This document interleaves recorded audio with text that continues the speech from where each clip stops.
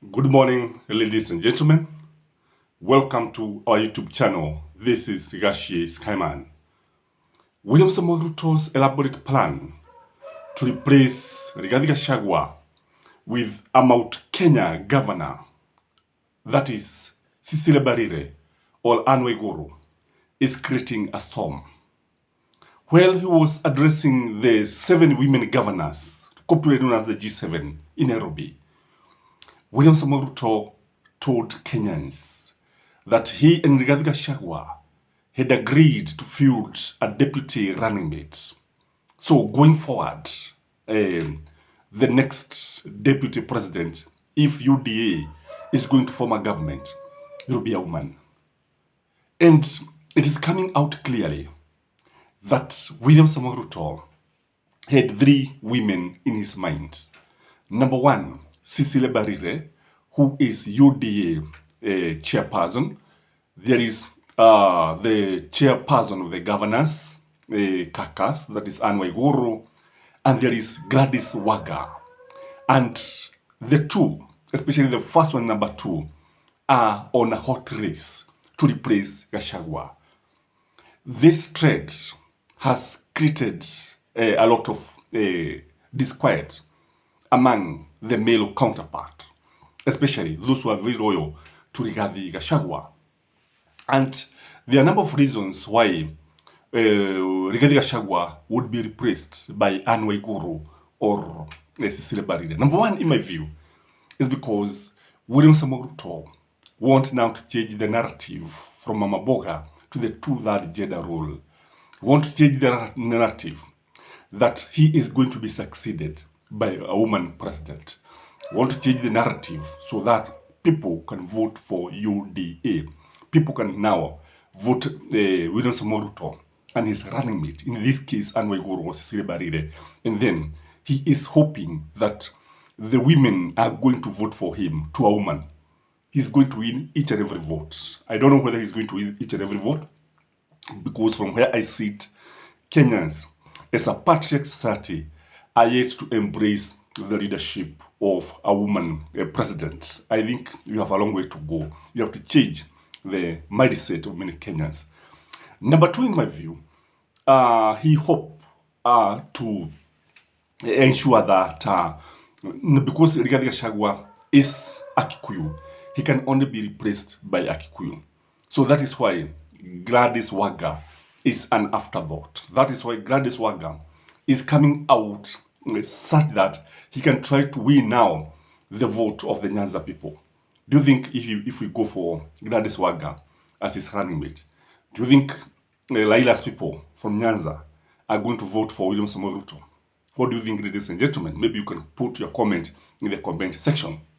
Again, there is the fear that he might lose a number of votes, especially from Mount Kenya, especially those people who have been voting or who have been actually following Rigathi Gachagua, kwa sababu nafahamishwa kwamba wale watu kutoka Nyeri, immediately that William Samoei Ruto mentioned this in presence of women, wale ambao ni wafuasi sugu wa Rigathi Gachagua kutoka sehemu za Mlima Kenya walianza mawasiliano hapa na pale, wengine wakikutana na wengine wakijiuliza maswali mengi.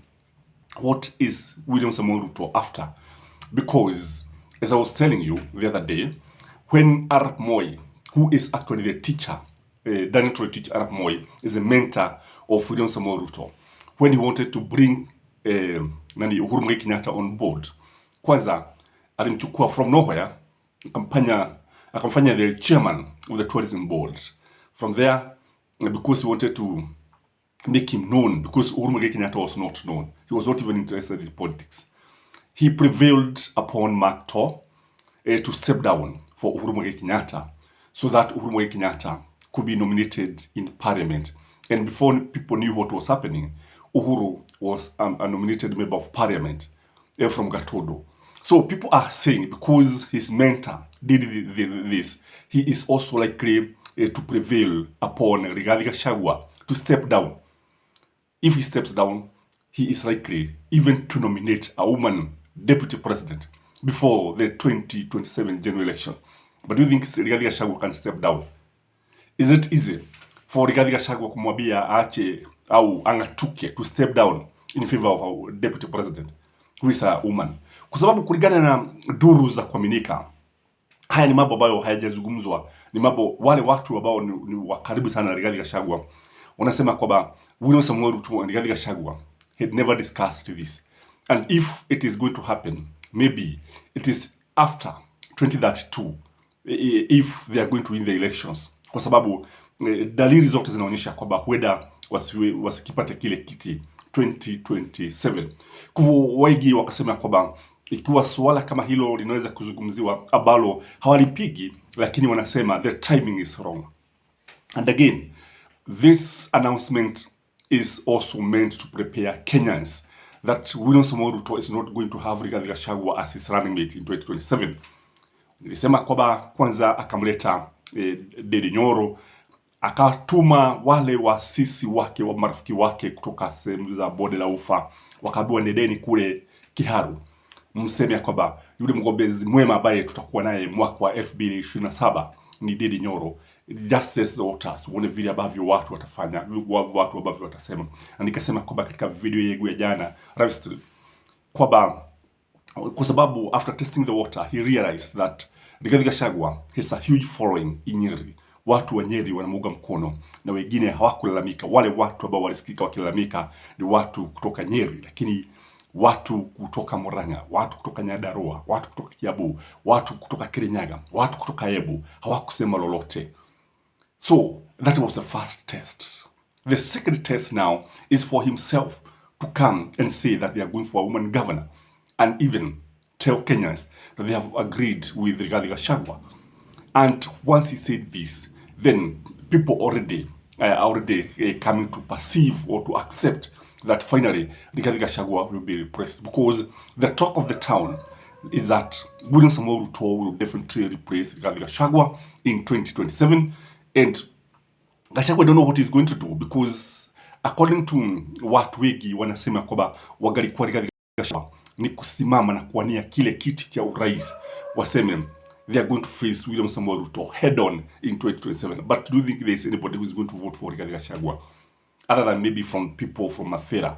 Sababu sioni Rigathi Gachagua akiwa na the national appeal, kule kujikita katika siasa za ukabila, kule kujikita katika siasa za Mlima Kenya na kutuheda nje. Because if you ask me, even Ndindi Nyoro is more popular outside Mount Kenya than Rigathi Gachagua. I don't know what you think, ladies and gentlemen, kwa sababu pale unamwangalia Rigathi Gachagua, he has created this problem himself, and William Samoei Ruto has realized that he is a burden. Rigathi Gachagua ni mzigo ambao ataubeba kuelekea katika uchaguzi, na that is why you see William Samoei Ruto now being forced to go for Raila Amolo Odinga, who has a national appeal, who has a huge following, whose perception about politics is beyond the region. Like Gachagua vile ambavyo, kwa sababu tumesema mara kwa mara kwamba kosa moja ambalo Rigathi Gachagua amekuwa akifanya ni kujikita katika siasa za Mlima Kenya, kana kwamba Kenya iko katika sehemu za Mlima Kenya, ama sijui wewe unaonane, kwa sababu ukichunguza kwa undani utakuja kugundua kwamba this is not something that started yesterday.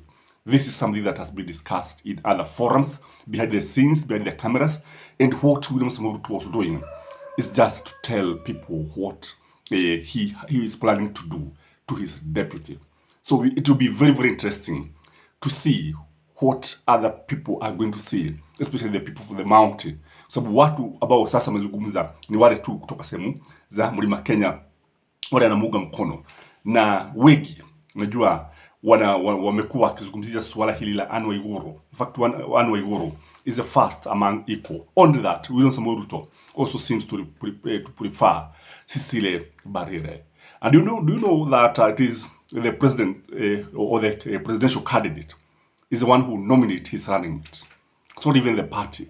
The party may have a say, but finally, the presidential candidate is the one who is going to have a say. Do you think William Samoei Ruto is going to go for Rigathi Gachagua? Because if he drops him, it will be a big blunder, and he's going to regret. That is my take, ladies and gentlemen. Have a blessed day. Bye-bye.